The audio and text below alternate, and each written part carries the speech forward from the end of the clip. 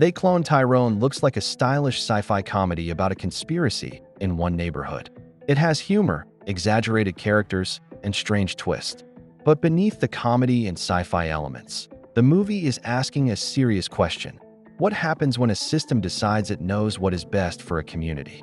The film opens in the Glen, a suburban neighborhood that feels isolated and economically neglected. Fontaine works as a drug dealer. He moves through the neighborhood with a controlled presence. He collects money from his customers, including Slick Charles, and handles business without emotion. Fontaine confronts a rival dealer and runs over him. Later that night, Isaac shoots and kills him. The opening presents Fontaine's life as repetitive and controlled by routine. This repetition becomes important later when we learn that his life is literally manufactured. The Glen is shown as cut off from larger society. It feels like a place that has been ignored.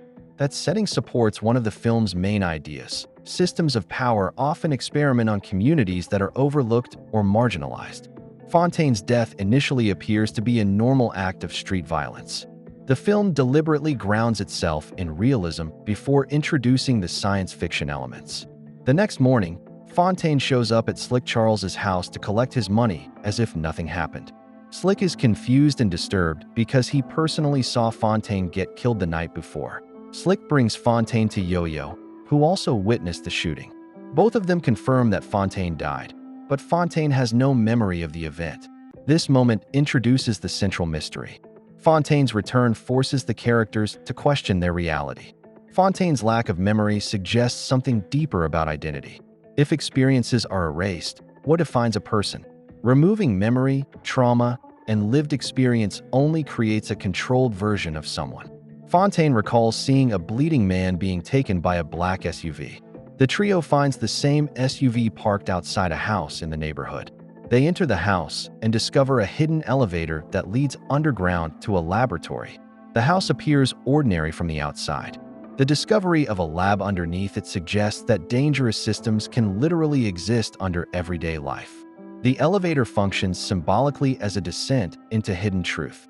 The characters are literally going beneath the surface of their community to uncover what is controlling it. This scene shifts the story from crime drama into science fiction while still keeping the focus on the neighborhood. Inside the lab, they encounter a white scientist who explains that the operation extends beyond the Glen.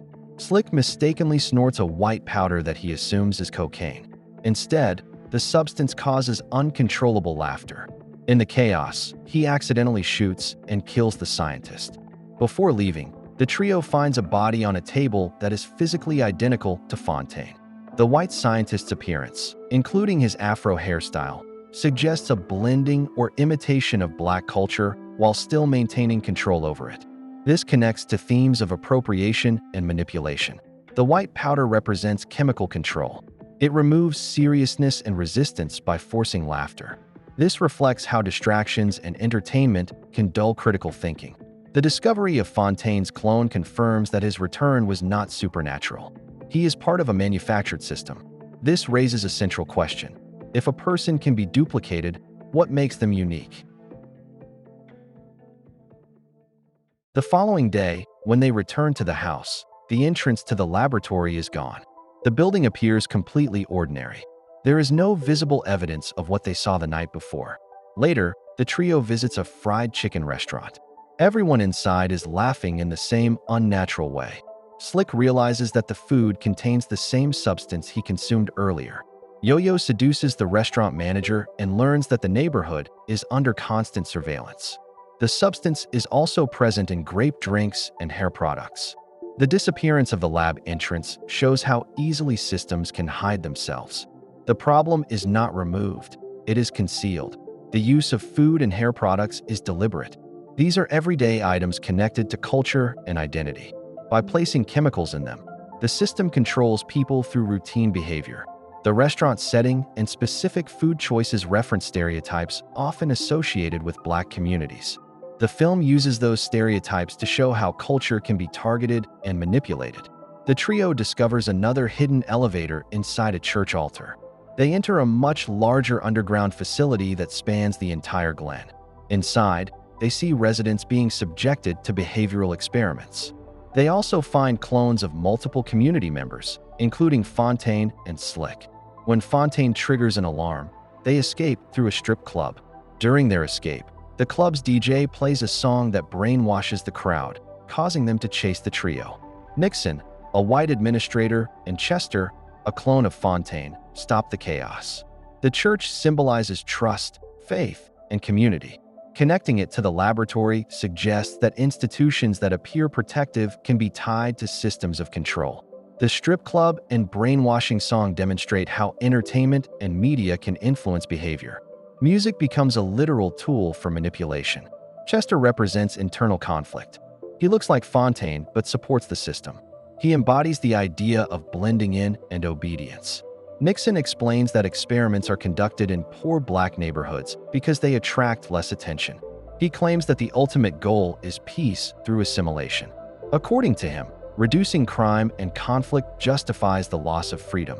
He demonstrates the use of a trigger word that can control the crowd. But Yo-Yo is immune to it. Nixon represents institutional logic. He believes that control is acceptable if it creates order. The concept of whitewashing black people into whiteness, both culturally and physically, reflects historical pressures toward assimilation. The film questions whether peace achieved through erasure is truly peace. After Nixon kidnaps Yo-Yo, Fontaine devises a plan. He fakes his death again to re-enter the lab undetected. Slick and Isaac join him, along with other residents of the Glen.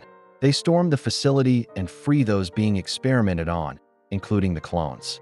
Yo-Yo manages to free herself and reunites with Slick. This moment shows community solidarity. Former rivals unite for a common purpose. Fontaine's fake death is different this time. Earlier, he was unknowingly replaced. Now he uses the system's method strategically. He takes control of his narrative. Freeing the clones symbolizes breaking cycles of control and generational manipulation. Chester captures Fontaine and brings him to the original Fontaine, an older version who helped create the cloning program. The original explains that his younger brother was killed by a racist police officer. That trauma convinced him that assimilation was the only path to survival. He believes transforming black people into whiteness will protect them. Fontaine rejects this reasoning. He uses the trigger word to force Chester to shoot the original. The original Fontaine represents despair shaped by trauma. His solution is to surrender, but he sees it as protection. The younger Fontaine's rejection of assimilation symbolizes choosing resistance over erasure. He refuses to accept that survival requires losing his identity. This confrontation represents a battle between hopelessness and agency. Nixon is killed. The entrance to the underground facility opens publicly, exposing the operation. Yo-Yo announces she is leaving her previous lifestyle behind, and the trio decides to travel to Memphis to stop the operation in other cities. In Los Angeles, a man named Tyrone, identical to Fontaine, watches the news and sees one of the exposed clones on television. The exposure of the lab shows that secrecy was essential to the system's power. However, the final scene reveals that the operation is national. The Glen was only one location. The existence of Tyrone suggests that breaking only one part of the system won't end the operation entirely. By the end of They Cloned Tyrone, the truth is exposed, but the system is not fully gone. The film is not really about cloning. It is about control, cultural erasure, and the idea of forcing peace through blending in. Fontaine's choice represents resistance instead of surrender. And the final scene reminds us that breaking one part of a system doesn't mean the system is over. Make sure to like and subscribe if you enjoyed this video, and I will see you in the next one.